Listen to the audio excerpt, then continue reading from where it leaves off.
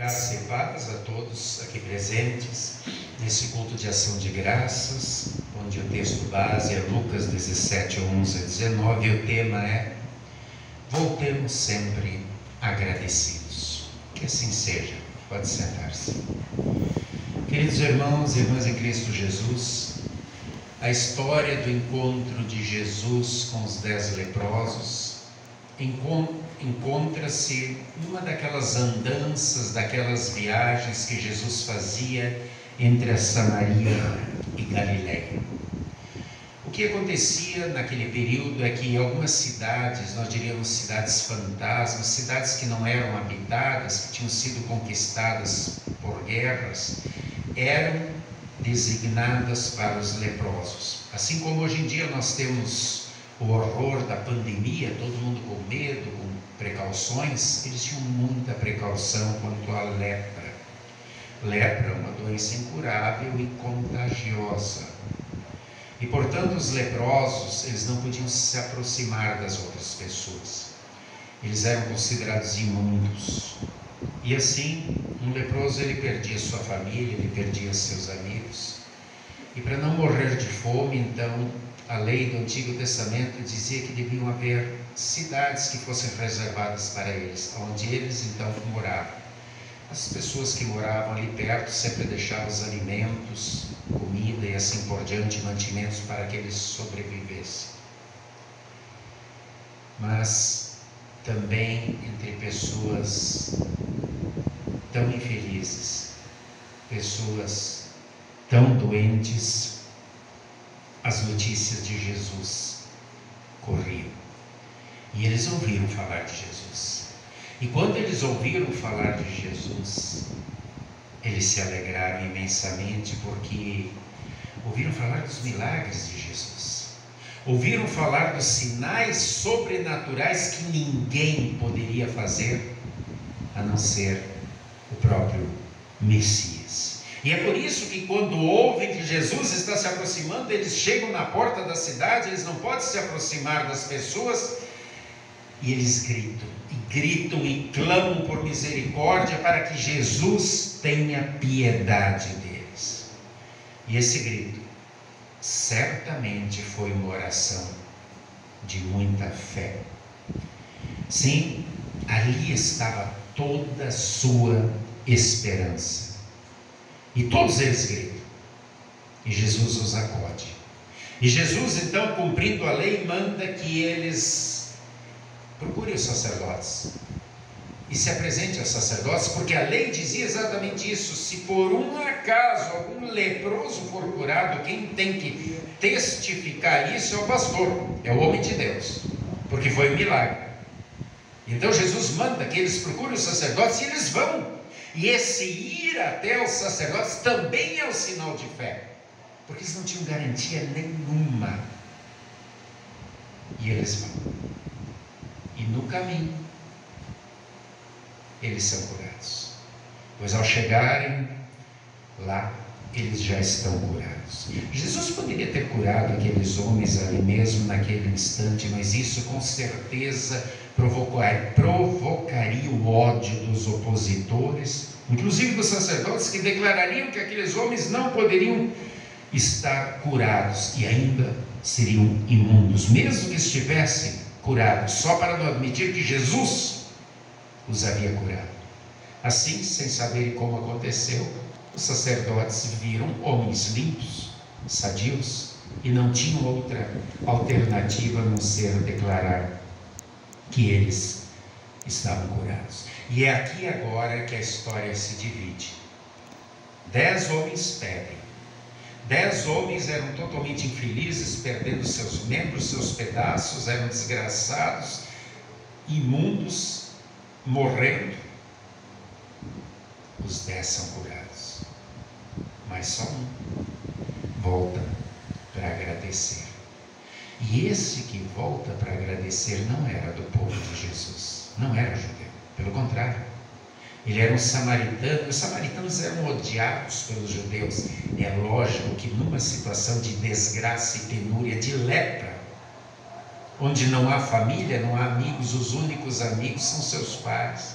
E enquanto doentes, ninguém olhava para a raça, para a cor, para a nacionalidade. Agora que vem a cura, tudo começa a mudar. E aquele samaritano, ele volta com o coração radiante de alegria. E diz o texto que ele já vem gritando, cantando, dando glória a Deus. E a primeira coisa que ele faz é atirar-se aos pés de Jesus, reconhecendo que em Jesus está a divindade, está o poder de Deus. E nesse atirar-se aos pés e prestar adoração a Jesus, ele também está dispondo-se a seguir Jesus. Aquele homem voltou agradecido. Este é o verdadeiro culto a Deus: voltar e agradecer a Deus. Deus se agrada de ser amado, louvado por nós, mas principalmente de ser reconhecido como Deus, como o doador de todas as coisas. Aquele homem voltou e Jesus pergunta: cadê os outros 9? Só esse voltou? E então ele diz: vai, a tua fé te salvou. E ele escuta o que nenhum dos outros ouviu. Ele, além de curado fisicamente, pelo simples fato de se ajoelhar, de se prostrar, de adorar a Deus, de entregar seu coração a Deus, ele tem seu destino selado. A tua fé te salvou. Em outras palavras, tu estás perdoado e tu agora é um filho meu. Querido irmão, querida irmã, todos nós também fomos curados de uma mancha, de um mal muito pior do que a lepra, sem merecermos. E nós, como aqueles leprosos, também não tínhamos condições próprias de sermos curados ou de nos automedicarmos. Para nosso mal, para o mal que assola a humanidade, não há remédio, a não ser Jesus. Sim, Jesus nos perdoa absolutamente de graça por graça quando morreu na cruz. E aquele perdão que aquele ex-leproso recebeu, nós também recebemos. No batismo nós juramos fidelidade, juramos seguir Jesus e seus ensinamentos. Ninguém jurou seguir ensinamentos de outros seres humanos, juramos fidelidade a Deus. Aquilo que recebemos de Deus durante toda a nossa vida é o perdão dos pecados, é a garantia de que Deus está ao nosso lado sempre, nos guardando, nos protegendo, nos amparando, e recebemos toda sorte de bênçãos materiais. Entretanto, eu pergunto, quantas e quantas vezes nós também somos mal agradecidos? Quantas pessoas hoje à noite poderiam estar aqui agradecendo por mais este ano de vida? Talvez alguém tenha algum compromisso muito sério, mas quantos estão em casa apenas olhando televisão, batendo papo na internet, e simplesmente não estão aqui porque não têm um coração agradecido? Querido irmão, querida irmã, Deus reconhece o agradecimento daquele samaritano. Deus reconhece o agradecimento de cada um de nós, quando do fundo do coração diz: Senhor, muito obrigado por tudo que eu tenho, por tudo que eu sou. Eu reconheço que tudo que eu tenho, que tudo que eu sou é presente, é dádiva da tua mão. Muito obrigado, Senhor, por mais um ano de vida que me concedestes. Tantas e tantas pessoas ficaram pelo meio do caminho e eu estou aqui. E eu quero dizer muito obrigado, Senhor. É isso que Deus espera do seu filho e da sua filha. Jesus não fica lamentando a falta de fé dos outros 9 que tinham sumido, que não voltaram para agradecer. Jesus louva a fé daquele que permaneceu permaneceu fiel e voltou para agradecer.